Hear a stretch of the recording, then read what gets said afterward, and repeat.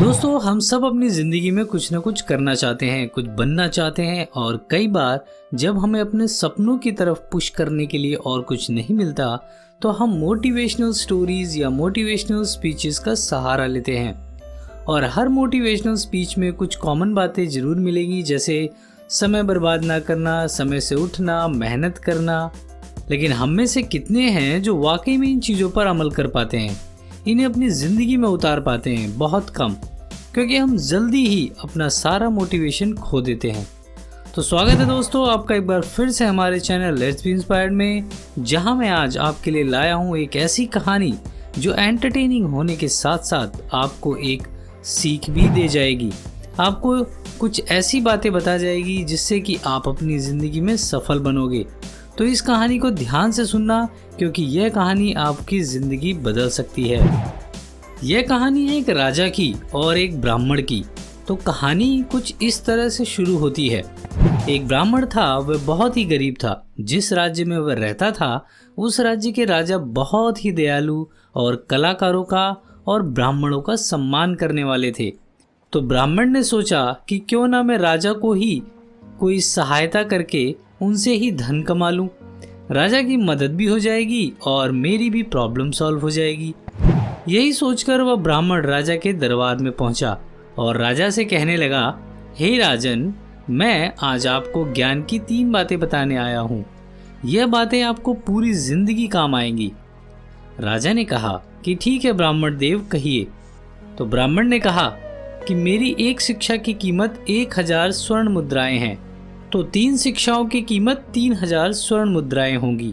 राजा ने कहा ठीक है, अगर आपकी शिक्षाएं वाकई में मुझे बहुत अच्छी लगी तो मैं आपको 3000 स्वर्ण मुद्राएं खुशी खुशी दे दूंगा। तो ब्राह्मण ने अपनी पहली बात कही, राजन, सुबह जल्दी उठना, सूर्य की पहली किरण के साथ ही तुम अपना बिस्तर छोड़ देना। दूसरी बात, हमेशा सबका सम्मान करना, खासकर अपने घर आए अतिथि का सम्मान करना, फिर चाहे वो अतिथि तुम्हारा दुश्मन ही क्यों ना हो। तीसरी बात, कभी भी बिना सोचे समझे और खासकर गुस्से में आकर कोई फैसला मत लेना। अब राजन, मैंने तुम्हें ये 3 बातें जो बताई हैं, इसे तुम लिखवा कर किसी ऐसी जगह रखो जहां तुम इन बातों को रोज पढ़ सको, जहां तुम्हारी नजर आसानी से इन बातों पर जा सके। राजा ने कहा कि ठीक है।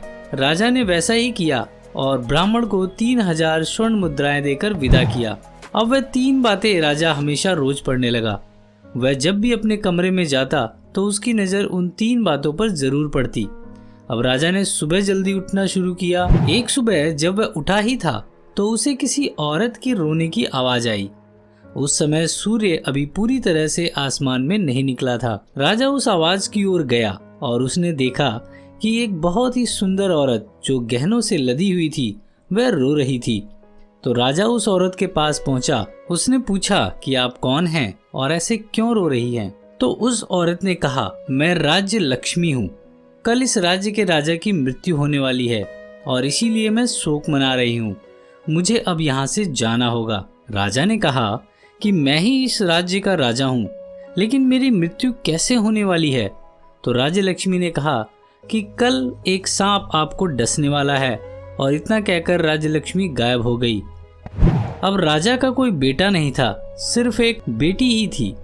उसने अपनी पत्नी से कहकर अपनी बेटी को लड़के के वस्त्र पहनाए और कहा कि अगर मुझे कल को कुछ हो जाता है तो राज्य का जिम्मा तुम्हारे हाथों में है, तुम सबकी रक्षा करोगी। जब राजा अपने कमरे में गया तो उसकी नज़र फिर से उन 3 बातों पर पड़ी और राजा मन ही मन मुस्काया कि ब्राह्मण देव की पहली बात अपना कमाल कर गई।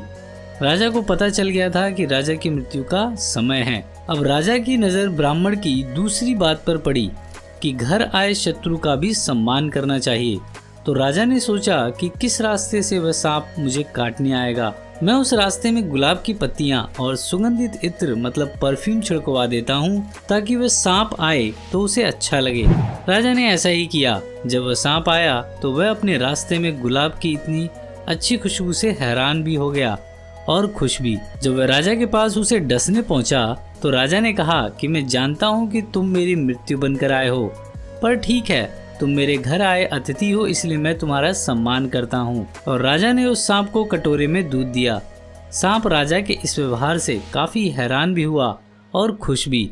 उसने कहा कि राजन, आज के दिन किसी एक की मृत्यु तो होनी ही है और यह निश्चित है, लेकिन मैं तुमसे इतना खुश हूँ इसलिए चलो तुम्हें माफ किया और आज तुम्हारे बदले मैं अपनी जान देता हूँ। और यह कहकर सांप ने अपने प्राण त्याग दिए और इस तरह ब्राह्मण की दूसरी शिक्षा भी राजा के काम आई। अब राजा खुशी खुशी अपनी पत्नी के पास गया यह बताने की कि अब वह सुरक्षित है, पर जब वह कमरे में पहुंचा तो उसे कमरे से अपनी पत्नी की हंसने की आवाज आई। उसने कमरे में झांक कर देखा तो उसे दिखा कि उसकी पत्नी हंस हंस कर किसी लड़के से बात कर रही है। उसे यह देखकर बहुत गुस्सा आया और उसने मयान से अपनी तलवार निकाली और उस लड़के का सिर काटने को चल पड़ा। उस लड़के की पीठ राजा की तरफ थी। तभी राजा की नजर ब्राह्मण की बताई तीसरी बात पर पड़ी और उसमें तीसरी बात थी कि कभी भी गुस्से में कोई फैसला मत लेना। राजा ने अपनी तलवार किनारे रखी और अपनी रानी और उस लड़के की तरफ बढ़ा और जब उसने उस लड़के का चेहरा देखा तो वो हैरान हो गया। वह लड़का नहीं बल्कि उसकी बेटी थी जिसे राजा ने सिंहासन पर बैठने के लिए तैयार किया था और लड़कों के कपड़े पहनने को कहा था। रानी किसी लड़के से नहीं बल्कि अपनी बेटी से ही बात कर रही थी। यह देखकर राजा शांत हुआ और इस तरह ब्राह्मण की तीनों शिक्षाएं राजा के बहुत काम आई। तो चलिए दोस्तों, इस बार आपकी बारी। आप मुझे कमेंट सेक्शन में बताइए कि आपको ये कहानी कैसी लगी और इस कहानी से आपको क्या शिक्षा मिली। तो दोस्तों, आज के लिए बस इतना ही। उम्मीद है आपको ये कहानी पसंद आई होगी। इस वीडियो को लाइक और शेयर जरूर करें और दोस्तों मेरे चैनल को अभी सब्सक्राइब कर लें ताकि ऐसी ही अच्छी अच्छी कहानियाँ आपको सबसे पहले मिले। आपका कीमती समय देने के लिए बहुत बहुत धन्यवाद।